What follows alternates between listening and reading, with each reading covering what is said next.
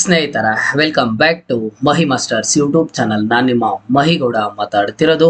SSLC ವಿದ್ಯಾರ್ಥಿಗಳಿಗೆ April 24ಕ್ಕೆ result ಬರ್ತಿದ್ಯಾ, ಏನು ಬರುತ್ತಾ ಇಲ್ವಾ, ಯಾವಾಗ ಬರುತ್ತೆ ಏನು ಅಂತ ಹೇಳ್ಬಿಟ್ಟು ಇವತ್ತಿನ ಈ ವಿಡಿಯೋದಲ್ಲಿ ತಿಳಿಸ್ಕೊಡ್ತೀನಿ. ಸೊ ಸಾಕಷ್ಟು ಸ್ಟೂಡೆಂಟ್ಸ್ಗೆ ಏಪ್ರಿಲ್ 24 ಹತ್ತಿರ ಬರ್ತಿದ್ದಂಗೆ ಒಂದು ಡೌಟ್ ಆದ್ರೆ ಬಂದಿದೆ, ಏಪ್ರಿಲ್ 24ಕ್ಕೆ ರಿಸಲ್ಟ್ ಬರುತ್ತಾ ಇಲ್ವಾ ಅಂತ ಹೇಳಿ.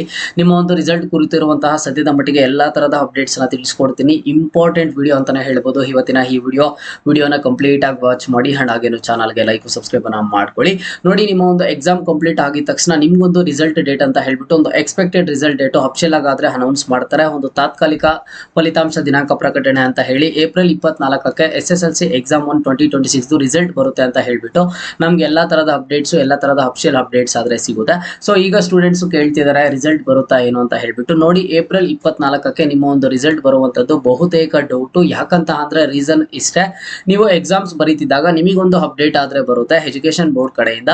ಈ ವರ್ಷದಿಂದ ಹಿಂದಿ ಸಬ್ಜೆಕ್ಟ್ ಏನಿದೆ, ಈ ಒಂದು ಸಬ್ಜೆಕ್ಟ್ ಅನ್ನ ಬಂದ್ಬಿಟ್ಟು ಕೇವಲ ಗ್ರೇಡ್ ಪರ್ಪಸ್ ಗೆ ಯೂಸ್ ಮಾಡ್ತೀವಿ, ಮಾರ್ಕ್ಸ್ ಗೆ ಕೌಂಟ್ ಮಾಡೋದಿಲ್ಲ.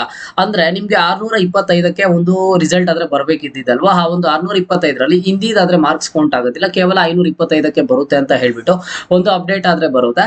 ಸೊ ಆ ಒಂದು ಸ್ಟೇಟ್ಮೆಂಟ್ ಅನ್ನ ಆದ್ರೆ ಕೊಡ್ತಾರೆ, ಒಂದು ನೋಟಿಸ್ ಮುಖಾಂತರ ನಮ್ಗೆಲ್ಲಾನು ಸಹ ಗೊತ್ತಾಗುತ್ತೆ. ಬಟ್ ಈಗ ಏನಾಗ್ತಿದೆ ಅಂತ ಅಂದ್ರೆ, ಇಲ್ಲ ಹಿಂದಿ ಸಬ್ಜೆಕ್ಟ್ ಅನ್ನ ತೆಗಿಬಾರ್ದು ಅಂತ ಹೇಳ್ಬಿಟ್ಟು ಇದರ ಕುರಿತು ಒಂದಿಷ್ಟು ವಾದ ವಿವಾದಗಳಾದ್ರೆ ನಡೀತಿರುವಂತದ್ದು.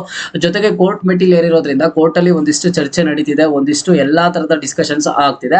ಜೊತೆಗೆ ಏನು ಅಂತ ಅಂದ್ರೆ ಮತ್ತೆ ರಿಇನ್ವೆಸ್ಟಿಗೇಷನ್ ಮಾಡ್ಬೇಕು ಅಂತ ಹೇಳ್ಬಿಟ್ಟು ಹೇಳಿರುವಂತದ್ದು. ಹಾಗಾಗಿ ಈಗ ನೆಕ್ಸ್ಟ್ ನಮ್ಗೆ ಫರ್ದರ್ ಕೋರ್ಟ್ ಕಡೆಯಿಂದ ಅಪ್ಡೇಟ್ ಬರೋವರೆಗೂ ಇಲ್ಲಿ ರಿಸಲ್ಟ್ ಅನ್ನುವಂಥದ್ದು ನಿಮ್ಗೆ ಬರುವಂತದ್ದು ಬಹುತೇಕ ಡೌಟ್. ಯಾಕಂತ ಅಂದ್ರೆ ಇಲ್ಲಿ ಕೆಲವೊಬ್ರು ಏನ್ ಹೇಳ್ತಿದ್ದಾರೆ ಅಂತ ಅಂದ್ರೆ, ನೀವು ಹಿಂದಿ ಮಾರ್ಕ್ಸ್ ಅನ್ನ ಕೌಂಟ್ ಮಾಡೋದಿಲ್ಲ, ಕೇವಲ ಗ್ರೇಡ್ ಪರ್ಪಸ್ ಗೆ ಯೂಸ್ ಮಾಡ್ತೀರಾ ಅಂತ ಹೇಳಿದ್ರಲ್ವಾ. ಈಗ ಏನಾದ್ರೂ ಹಿಂದಿ ಮಾರ್ಕ್ಸ್ ಅನ್ನ ಕೌಂಟ್ ಮಾಡ್ತೀರಾ ಅಂತ ಅಂದ್ರೆ ಇಲ್ಲಿ ಸ್ಟೂಡೆಂಟ್ಸ್ ಪ್ರಾಬ್ಲಮ್ ಆಗುತ್ತೆ. ಆ ಒಂದು ಟೈಮ್ ಅಲ್ಲಿ ಸ್ಟೂಡೆಂಟ್ಸ್ ಹಿಂದಿ ಸಬ್ಜೆಕ್ಟ್ ಅನ್ನುವಂಥದ್ದು ಇಲ್ಲಿ ಇಂಪಾರ್ಟೆಂಟ್ ಅಲ್ಲ ಅಂತ ಹೇಳ್ಬಿಟ್ಟು ಯಾರು ಕರೆಕ್ಟ್ ಆಗಿ ಸ್ಟಡಿ ಮಾಡಿಲ್ಲ, ಕರೆಕ್ಟ್ ಆಗಿ ಎಕ್ಸಾಮ್ ಮಾಡಿಲ್ಲ, ಹಿಂದಿದು ಮಾರ್ಕ್ಸ್ ಕೌಂಟ್ ಆಗೋದಿಲ್ಲ ಅಂತ ಹೇಳ್ಬಿಟ್ಟು ಸ್ಟೂಡೆಂಟ್ಸ್ ಅದ್ರ ಬಗ್ಗೆ ಏನು ನೋಡ್ಕೊಂಡಿರೋದಿಲ್ಲ. ಈಗ ಔಟ್ ಆಫ್ ಔಟ್ ತೆಗೆಯುವಂತ ಸ್ಟೂಡೆಂಟ್ಸ್ಗೆ ಅದು ತೊಂದರೆ ಆಗುತ್ತೆ ಅಂತ ಹೇಳ್ಬಿಟ್ಟು ಈ ರೀತಿಯಾಗಿ ಸಾಕಷ್ಟು ವಾದ ವಿವಾದಗಳು ನಡೀತಿದೆ.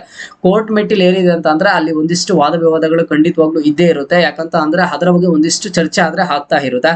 ಈಗ ಹಿಂದಿ ಸಬ್ಜೆಕ್ಟ್ ಇಲ್ಲಿ ಕೆಲವೊಬ್ರು ಹೇಳ್ತಿದ್ದಾರೆ, ಹಿಂದಿದು ಕೇವಲ ಮಾರ್ಕ್ಸ್ಗೆ ಒಂದು ಕೌಂಟ್ ಮಾಡಲ್ಲ ಅಂತ ಏನ್ ಹೇಳಿದ್ರು ಅದನ್ನ ಕೌಂಟ್ ಮಾಡ್ಬೇಕು ಅಂತ ಹೇಳ್ತಿದ್ದಾರೆ, ಅಂಡ್ ಕೆಲವೊಬ್ರು ಕೌಂಟ್ ಮಾಡಬಾರ್ದು ಅಂತ ಹೇಳ್ತಿದ್ದಾರೆ. ಸೊ ಈ ರೀತಿಯಾಗಿ ಎಲ್ಲಾ ಚರ್ಚೆಗಳು ಆಗ್ತಿರೋದ್ರಿಂದ ಕೋರ್ಟ್ ಕಡೆಯಿಂದ ಒಂದು ಫೈನಲ್ ಡಿಸಿಷನ್ ಬರುತ್ತೆ. ಆ ಫೈನಲ್ ಡಿಸಿಷನ್ ಬರೋವರೆಗೂ ನೀವು ವೇಟ್ ಮಾಡ್ಬೇಕಾಗುತ್ತೆ. ಏಪ್ರಿಲ್ 24ಕ್ಕೆ ನಿಮ್ಮ ಒಂದು ರಿಸಲ್ಟ್ ಆದ್ರೆ ಬರ್ತಿಲ್ಲ, ಬಹುತೇಕ ಡೌಟ್ ಆಗಿರುವಂತದ್ದು. ಹಾಗಿದ್ರೆ ನಮ್ಗೆ ರಿಸಲ್ಟ್ ಡೇಟ್ ಯಾವಾಗ ಗೊತ್ತಾಗುತ್ತೆ ಅಂತ ಸ್ಟೂಡೆಂಟ್ಸ್ ನೀವು ಕೇಳೋದ ಆದ್ರೆ ಇನ್ನ ಕೇವಲ 2 ರಿಂದ 3 ದಿನಗಳ ಒಳಗಡೆ ಗೊತ್ತಾಗುತ್ತೆ. ಯಾಕಂತ ಅಂದ್ರೆ ಈಗಾಗ್ಲೇನೆ ಸಹ ಇದರ ಕುರಿತು ಏನಿದೆ ಈ ಒಂದು ಪಿಟಿಷನ್ ಕುರಿತು ನೆಕ್ಸ್ಟ್ ಹಿಯರಿಂಗ್ ಸಹ ಇರುವಂತದ್ದು.